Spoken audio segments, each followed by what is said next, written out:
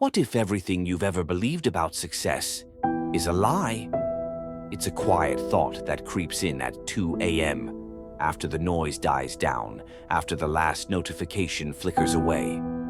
You stare at the ceiling and wonder, not about what you've achieved, but about why you were chasing it in the first place. This isn't about becoming rich or famous. It's about the invisible current that's been dragging you along. Welcome to the quiet rebellion. Welcome to the philosophy of opting out. We're born into a race that started before we even arrived. Do well in school, get the job, buy the things, climb the ladder, smile. But no one tells you the ladder never ends. And worse, most of us never stop to ask who built the damn thing. Was it you? Was it society? Or some ghost called expectation? The philosopher Albert Camus said the only serious question in life is whether to rebel against it. But his rebellion wasn't with violence, it was with awareness. Awareness that the system might be rigged, awareness that normal might just be the biggest cult of all. We live in a world that worships motion. If you're not moving, you're falling behind. But what if stillness is the only form of resistance left? The Stoics knew this.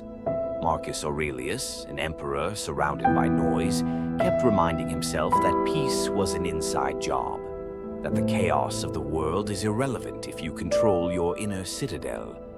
Today, we scroll to distract ourselves from our own minds, but maybe the true revolution is in doing nothing, sitting, thinking, even being bored. Not because we're lazy, but because we refuse to be puppets of a system that profits off our constant discontent. No is a sacred word. It cuts through noise. It draws a line in the sand. Philosophers from Diogenes to Thoreau understood this.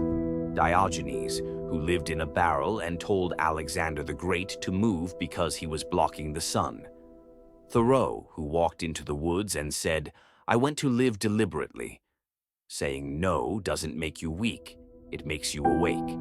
No to toxic ambition. No to hollow success. No to a life where you're always performing for others. It's not rejection, it's reclamation of time, of self, of soul. Once you burn the blueprint, you're left with blank space. That's where meaning begins. But here's the catch. No one will give it to you. Meaning isn't handed out. It's handcrafted, quietly, privately, not in 5-year plans, not in vision boards, but in slow mornings, deep conversations, and the art of simply being.